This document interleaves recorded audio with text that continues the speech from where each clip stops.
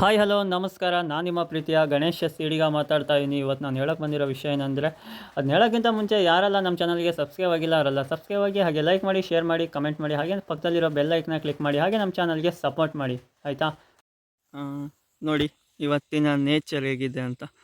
ಇವತ್ತಿನ ನೇಚರ್ ಬರೀ ಮಂಜಿಂದ ಕೂಡಿದೆ, ಒಳ್ಳೆ ಚೆನ್ನಾಗಿ ನೋಡಿ, ಸೂಪರಾಗಿ ನೋಡಿ. ಮಳೆ ಅನ್ನೋದೇ ಇಲ್ಲ ಇವತ್ತು, ಬರೀ ಮಂಜೆ ನೋಡಿ, ಒಳ್ಳೆ ಸಖತ್ತಾಗಿ. ಇವತ್ತು ವಾತಾವರಣನೂ ಒಳ್ಳೆ ಕೋಲ್ಡ್ ಆಗಿದೆ. ಈಗ ನೋಡೋಣ, ಗದ್ದೆಗೆ ಬಂದಿದ್ನ. ಗದ್ದೆ ಬಂದಾಗ ಅದಕ್ಕೋಸ್ಕರ ನೋಡಿ ಛತ್ರಿ ಬಂದದ್ದು, ಛತ್ರಿ ಹಿಡ್ಕೊಬಂದಿದ್ದೆ. ಯಾಕಂದರೆ ಇದು ಈ ಇಬ್ಬನಿ ಇದೆಯಲ್ಲ, ಇಬ್ಬನಿ ನೀರು ತಲೆ ಮೇಲೆ ಬಿತ್ತು ಅಂದರೆ ಶೀತ ಆಗುತ್ತೆ. ಹಾಗಾಗಿ ಛತ್ರಿ ಬಂದದ್ದು ನೋಡಿ. ಎಲ್ಲ ನೋಡಿದ್ರು ಇವತ್ತು ವಾತಾವರಣ ಒಳ್ಳೆ ಮಂಜಿಂದ ಕೂಡಿದೆ. ಇಷ್ಟು ದಿನ ಆದರೂ ಮಳೆ, ನಿನ್ನೆ ಎಲ್ಲ ಬೆಳಗ್ಗೆ ಮುಂಚೆ 7 ಗಂಟೆಗೆ ಎಲ್ಲ ಬಿಸಿಲು ಬಿಟ್ಟಿತ್ತು. ಈ ಥರ ಮಂಜಿದ್ದಿಲ್ಲ. ನಿನ್ನೆ ಒಂದು ಅರ್ಧ ಗಂಟೆ ಮಳೆ, ತುಂತುರು ಮಳೆ ಬಂದು ಬೆಳಗ್ಗೆ 7 ಗಂಟೆಗೆಲ್ಲ ಬಿಸಿಲು ಬಿಟ್ಟಿತ್ತು. ಇವತ್ತು ಏನು ಬಿಸಿಲು ಬಿಟ್ಟಿಲ್ಲ. ಈಗ ಒಳ್ಳೆ ಇದು ಯಾವುದಂದರೆ ಬರೀ ಮಂಜಿಂದನೇ ಕೂಡಿದೆ ಅಷ್ಟು. ಏನು ಮರ ಗಿಡಗಳು ಏನು ಕಾಣೋದೇ ಇಲ್ಲ ಜಾಸ್ತಿ ಚೆನ್ನಾಗಿ. ಇಲ್ಲೇ ಮರ ಗಿಡಗಳು ಇದಾವಲ್ಲ ಅಂತ ಒಂದು ಗುರುತಿಸ್ಬೋದು, ಅಷ್ಟು ಇದಿದೆ, ಮಂಜು ಬೀಳ್ತಿದೆ ಇವತ್ತಿಂದ. ಒಳ್ಳೆ ಚೆನ್ನಾಗಿದೆ, ಒಳ್ಳೆ ವಾತಾವರಣ ಇವತ್ತು. ನೇಚರ್ ಒಳ್ಳೆ ಸೂಪರ್ ಆಗಿದೆ, ಸಖತ್ತಾಗಿ ನೋಡಿ. ಇಲ್ಲೇ ಗದ್ದೆಗೆ ಹೋಗ್ತಾ ಇದ್ದೀನಿ ಈಗ ಇವತ್ತು. ಅಲ್ಲ, ಈಗ ಓಡಾಡ್ಕೊಂಡು ಹೋಗೋಣ ಗದ್ದೆನ ಅಂತ ಬಂದೆ. ಬೆಳಗ್ಗೆ ಮುಂಚೆ ಒಳ್ಳೆ ವಾತಾವರಣ ಕೂಲಾಗಿರುತ್ತೆ, ತಂಪಾದ ಗಾಳಿ ಬರುತ್ತಲ್ಲ, ಹಾಗಾಗಿ ಅದಕ್ಕೋಸ್ಕರ ಓಡಾಡ್ಕೊಂಡು. ನೋಡಿ ನವಿಲು ಕೂಗ್ತಾ ಇದೆ, ಕೇಳ್ತಾ ಇದೆಯಾ? ಬೆಳಗ್ಗೆ ಮುಂಚೆ ಒಳ್ಳೆ ಸಂಗೀತ ಆಡ್ತಿದ್ದವು ಅಲ್ಲ, ಸ್ವಾಗತ ಕೋರ್ತಿದ್ದವು ನೇಚರಿಗೆ, ಸುಸ್ವಾಗತ ಅಂತ ಅಲ್ಲ. ಅಂದರೆ ಒಂದೊಂದು ದಿನ ವಾತಾವರಣ ಚೆನ್ನಾಗಿರುತ್ತೆ. ಹಾಗೆ ಪ್ರಕೃತಿಯಲ್ಲಿ ಒಂದೊಂದು ಥರ ಗಿಡ ಮರಗಳು, ಹಾಗೆ ಬಳ್ಳಿ ಇಂಥವೆಲ್ಲ ಚಿಗುರೋದಿರ್ಬೋದು, ಇದೆಲ್ಲ ಆಗಿರುತ್ತಲ್ಲ ನೋಡಿ. ಎಷ್ಟು ಇಬ್ಬೇನಿ ಅಂದರೆ ಕಾಲೆಲ್ಲ ಕೋಲ್ಡ್ ಆಗ್ತಿದೆ, ನೀರು ತಾಗ್ದಂಗೂ. ಚಳಿ ಅಂದರೆ ಅಲ್ವಾ, ನೋಡಿ ಯಾವ ಥರ ಕೋಲ್ಡ್ ಆಗ್ತಿದೆ ಕಾಲೆಲ್ಲ. ಇವತ್ತಿಂದ ಒಂಚೂರು ಇಬ್ಬೇನಿ ಇದೆ, ಸಖತ್ತಾಗಿದೆ ಆಯಿತಾ. ನೋಡಿ ಬೆಳಗ್ಗೆ ಮುಂಚೆ ಬಂದಿದ್ದೆ, ಗದ್ದೆ ಬಂದಾಗ ಏಡಿ ನೋಡಿ ಇಲ್ಲಿ ಹೆಂಗೆ ಕೂತ್ಕೊಂಡಿದೆ. ಓಡಿಸ್ತೀನಿ ನೋಡಿ, ಈಗ ನೋಡಿ ಅಂತ ಇಲ್ಲ ನೋಡಿ, ಅಂತಾನೆ ಇಲ್ಲ ಇದೆ ನೋಡಿ. ಗದ್ದೆಗೆ ಎತ್ತಿ ಬಿಡೋಣ, ಹೋಗಲಿ ಪಾಪ. ನೋಡಿ ಅಲ್ಲೇ ಕೂತ್ಕೊಂಡಿದ್ದಾರೆ ನೋಡಿ, ಸುಮ್ಮನೆ ಅಲ್ಲ. ನಿಧಾನಕ್ಕೆ ಹೋಗ್ತಾ ಇದೆ ನೋಡಿ, ಅಲ್ಲಿ ಹೋಗ್ತಾ ಇದೆ ನಿಧಾನಕ್ಕೆ ನೋಡಿ. ಒಂಥರ ಕಟ್ಟೆ ಬಂದಂಗೆ ಆಗಿದೆ ನೋಡಿ, ಎಲ್ಲ ಸತ್ತೋಗಾಗಿದೆ. ಇದೇ ಒಂಥರ ಹುಲ್ಲು ಅಲ್ಲ ನೋಡಿ, ಒಳ್ಳೆ ವೈಟ್ ಇದ್ದಂಗೆ ಐತಲ್ಲ ನೋಡಿ. ನಮ್ಮನೆ ತೋಟದಲ್ಲಿ ಗೌರಿ ಗಿಡ ಹಾಕಿದ್ದವು, ಬೀಜನ ಎಲ್ಲ ಕೆಲವೆಲ್ಲ ಗೌರಿ ಹೂವಾಗಿ ಎಲ್ಲ ಉದುರೋಗಿದ್ದಾವೆ. ಇಲ್ಲೊಂಥ ಕೆಂಪು ಗೌರಿ ನೋಡಿ, ಇದು ಚೆನ್ನಾಗಿದೆ ಒಳ್ಳೆ. ಇದು ದೊಡ್ಡ ಗಿಡ ಆಯಿತು ಅಂದರೆ ಸಖತ್ತು ಗೌರಿ ಹೂ ಬಿಡ್ತವೆ ಇವು, ದೊಡ್ಡ ಗೌರಿ ಇವು. ಈ ಸಣ್ಣ ಈ ಲೋಕಲ್ ಇದು ಬರುತ್ತಲ್ಲ, ಮನೆ ಹತ್ರ ಎಲ್ಲ ಹುಟ್ಟುತ್ತಲ್ಲ, ಆ ಥರದ ಗೌರಿ ಗಿಡ ಅಲ್ಲ ಇದು. ಚೆನ್ನಾಗಿ ದೊಡ್ಡ ಗಿಡ, ಚೆನ್ನಾಗಿ ಹೂವು ಚೆನ್ನಾಗಿ. ಈಗ ಬಾಗಿಲಿಗೆ ಎಲ್ಲ ದೇವ್ರ ಫೋಟೋಕ್ಕೆಲ್ಲ ಮುಡ್ಸೋಕ್ಕೆಲ್ಲ ಚೆನ್ನಾಗೆಲ್ಲ ಹೂವು ಬಿಡ್ತವೆ, ಆಯಿತಾ. ನೋಡಿ ಇವತ್ತು ದೇವ್ರ ಫೋಟೋಕ್ಕೋಸ್ಕರ ಹೂವು ಬಂದದ ತೋಟದಿಂದ ನೋಡಿ. ಎಷ್ಟು ಹೂವಿದಾವೆ, ಸುಮಾರು ಹೂವಿದಾವೆ ನೋಡಿ. ನೋಡಿ ಇದು ಬಿಳೆ ಹೂವಿದು, ಇದರಲ್ಲೇ ಒಂದು ಗುಲಾಲ್ ಕಲರ್ ಬಂದಿದೆ ನೋಡಿ, ಇದು ಚೆನ್ನಾಗಿದೆ ಅಲ್ಲ. ಒಂದೇ ಹೂ ಬಿಟ್ಟಿದೆ, ಉಳಿದವೆಲ್ಲ ಅರಶಿನ, ಕೇಸರಿ, ವೈಟು ಇವೆಲ್ಲ ಇದ್ದಾವೆ. ಇದನ್ನ ನೆನೆಸಿದ್ದೀವಿ ನೋಡಿ, ಸ್ವಲ್ಪ ಇದೆ ನಾವು ಇನ್ನೇನು ಕರಗೋದಕ್ಕೆ. ಇನ್ನು ಮುಕ್ಕಾಲು ಭಾಗ ಕರಿಯಾಗಿದೆ. ಇವತ್ತು ಔಷಧಿ ಹೊಡಿಬೇಕಲ್ಲ, ತೋಟಕ್ಕೆ ಔಷಧಿ ಹೊಡಿಯೋಣ ಅಂತ. ಅದಕ್ಕೋಸ್ಕರ ನೋಡಿ ಸುಣ್ಣ ಇದು ನೆನೆಸ್ಬೇಕಲ್ಲ, ಸುಣ್ಣನ ನೆನ್ಸೋಕ್ಕೋಸ್ಕರ ಬಿಸಿನೀರಲ್ಲಿ ನೆನೆಸಿದ್ರೆ ಬೇಗ ಕರಗುತ್ತೆ. ಹಂಗಾಗಿ ಬಿಸಿನೀರೆಲ್ಲ ಹೋಗ್ತಿದ್ದೀವಿ ಕುಡ್ಪನಿಲಿ. ನೋಡಿ ನೆನ್ಸಕ್ಕಂತ ಹೋಗ್ತಾಯಿದ್ವಿ. ನೋಡಿ ಸುಣ್ಣ ನೆನ್ಸೋಕ್ಕೆ ಗಡಿಗೆ, ಇದು ಗಡಿಗೆ ನೋಡಿ ಹೇಗಿದೆ. ಡ್ರಮ್ ಇದೆ ರೆಡಿ. ನೋಡಿ ಸುಣ್ಣ ಈಗ ಹಾಕ್ತೀವಿ. ಈಗ ನೋಡಿ ಸುಣ್ಣನ ಸುರುಕ್ತಾ ಇದೀವಿ ಗಡಿಗೆ. ಅಷ್ಟನ್ನು ನೋಡಿ, ಅಷ್ಟು ಹಾಕಿ ಆಯ್ತು.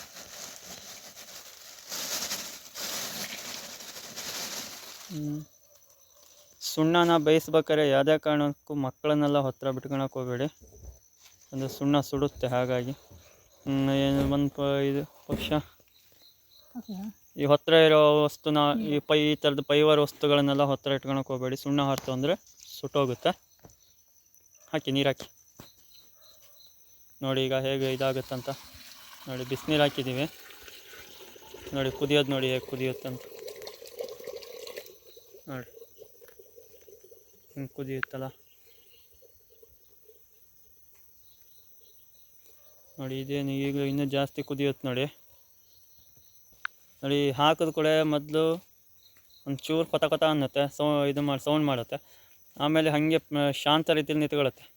ಸುಣ್ಣ ಹಾಕಿದ ಕೂಡ ನೋಡಿ, ನೀರೆಲ್ಲ ಹಾಕಿದ ಕೂಡ ಶಾಂತ ರೀತಿಯಲ್ಲಿ ನಿಲ್ಲುತ್ತೆ. ಈಗ ಕುದಿಯೋಕೆ ಹಿಡಿತು ಅಂದರೆ ಹೇಗೆ ಕುದಿಯುತ್ತೆ ಅಂತ ತೋರಿಸ್ತೀನಿ ನೋಡಿ. ಈಗ ನೋಡಿ ಯಾವ ಥರ ಕುದೀತಾ ಇದೆ ನೋಡಿ. ಒಳಗಡೆಗೆ ಸಣ್ಣಕ್ಕೆ ಕುದ್ದು ಮೇಲ್ಗಡೆ ಈ ಥರ ಇದಾಗೋದು. ಮತ್ತು ಒಳಗಡೆ ಸುಣ್ಣದ ಕಲ್ಲೆಲ್ಲ ಇರುತ್ತಲ್ಲ, ಅದೇನೂ ಉಳಿಯೋಲ್ಲ, ಎಲ್ಲ ಕರಗಿ ನುಣ್ಣಗಾಗುತ್ತೆ. ಅದಕ್ಕಾಗಿ ಹೇಳ್ತಿರೋದು, ಮಕ್ಕಳನ್ನೆಲ್ಲ ಹತ್ತಿರ ಯಾವುದೇ ಕಾರಣಕ್ಕೂ ಬಿಟ್ಕೋಬಾರ್ದು. ಇಲ್ಲಿ ಚೂರು ಕುದಿಬೇಕಾದ್ರೆ ಒಂಚೂರು ಹಾರ್ತು ಅಂದರೆ ಏನಿಲ್ಲ, ಸುಟ್ಟೆ ಹೋಗುತ್ತೆ. ಕಾಲಾದರೂ ಅಷ್ಟೇ, ಏನಾದರೂ ಅಷ್ಟೇ. ಆಯಿತಾ ನೋಡಿ ಹೆಂಗೆ ಕುದೀತಾ ಇದೆ ಅಲ್ವಾ. ಅಡಿಕೆ ಮರಕ್ಕೆ ಹಿಂಗಾರಕ್ಕೆಲ್ಲ ಔಷಧಿ ಹೊಡೆಯಿಲ್ಲ ಅಂದರೆ ಏನಾಗುತ್ತೆ ಅಂದರೆ ನೋಡಿ ಈ ಥರ ಆಗುತ್ತೆ. ಇಲ್ಲೆಲ್ಲ ಬಿದ್ದಿದೆ ನೋಡಿ ಅಡಿಕೆ ಕಾಯಿ, ಈ ಥರ ಕಾಯಿ ಆಗಿರ್ಬೋದು, ಎಲ್ಲ ಆಗುತ್ತೆ. ಮತ್ತು ಚುಕ್ಕಿ ರೋಗ ಸ್ಟಾರ್ಟ್ ಆಗೋದಿರ್ಬೋದು, ಮತ್ತು ಈ ಬೂದ್ಗೊಳೆ ಮತ್ತು ಕೊಳೆ ರೋಗ ಬರೋದಿರ್ಬೋದು, ಈ ಥರ ಎಲ್ಲ ಆಗುತ್ತೆ. ಹಾಗಾಗಿ ಅಡಿಕೆ ಮರಕ್ಕೆ, ಅಡಿಕೆ ಹಿಂಗಾರಕ್ಕೆಲ್ಲ ಔಷಧಿ ಹೊಡಿಬೇಕು ಅನ್ನೋದು.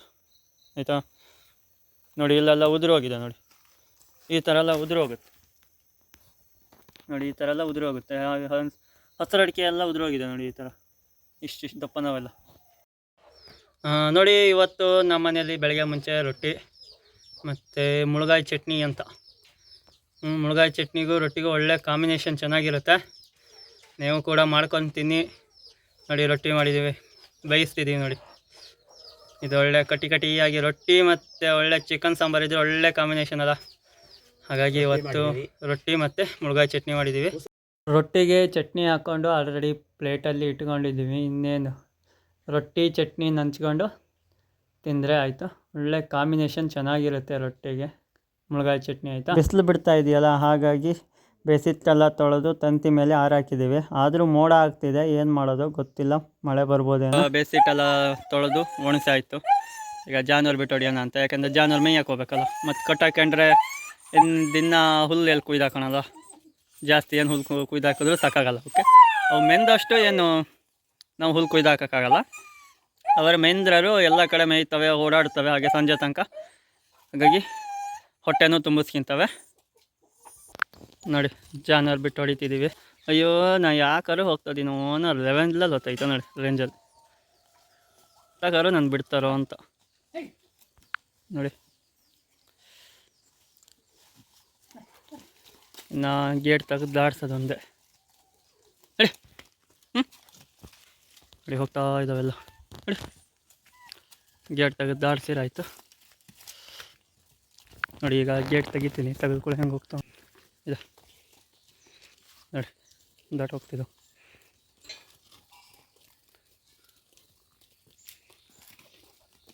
ಇವರೊಬ್ಬರು ಮಾತ್ರ ಹೋಗಲ್ಲ, ಹೊಡ್ಕೊಂಡೇ ಬರ್ಬೇಕು ಇವ್ರನ್ನೆಲ್ಲ.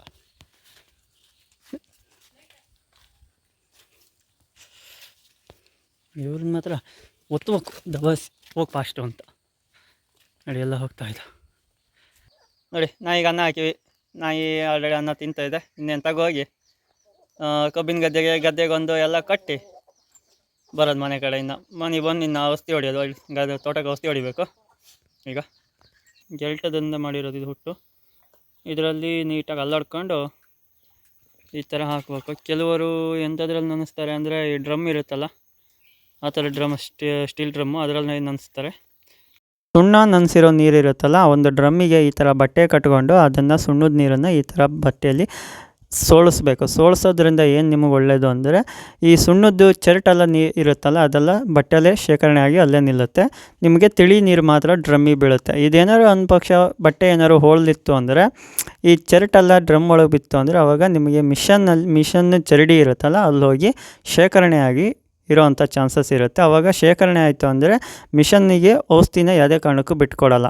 ಹಾಗಾಗಿ ಇದನ್ನು ನೀಟಾಗಿ ಸುಣ್ಣದ ನೀರನ್ನು ಸೋಸ್ಕೊಂಡ್ರೆ ನಮಗೆ ಒಳ್ಳೆಯದು. ಯಾವುದೇ ಕಾರಣಕ್ಕೂ ಮಿಷನ್ ಹಾಳು ಮಾಡ್ಕೊಳೋಕ್ಕಿಂತ ನೀಟಾಗಿ ಇಟ್ಕೊಂಡ್ರೆ ಇನ್ನೂ ಒಳ್ಳೆಯದಲ್ವಾ. ಹಾಗಾಗಿ ಇದನ್ನ ನೀಟಾಗಿ ಸೋಸ್ಕೊಳ್ಳಿ, ಆಯಿತಾ. ನೋಡಿ, ಆಲ್ರೆಡಿ ಔಷಧಿ ಒಂದು ಡ್ರಮ್ ರೆಡಿ ಆಯಿತು. ಇನ್ನು ಮಿಷನ್ ಇಟ್ಕೊಂಡು ಮರ ಹತ್ತಿ ಹೊಡೆಯೋದು ಇನ್ನೊಂದೇ ಬಾಕಿ. ಔಷಧಿ ಎಲ್ಲ ರೆಡಿ ಮಾಡಿ ಇಟ್ಟಾಯಿತು. ಇನ್ನು ಬಟ್ಟೆ ಒಂದು ಚೇಂಜ್ ಮಾಡ್ಕೊಂಡು ಕೊಟ್ಟೆ ಮನೆ ತಗೊಬರ್ಬೇಕಲ್ಲ ಹೋಗಿ. ನೋಡಿ, ಗ್ಯಾಸ್ ಹಾಕ್ತಿದ್ದಾರೆ.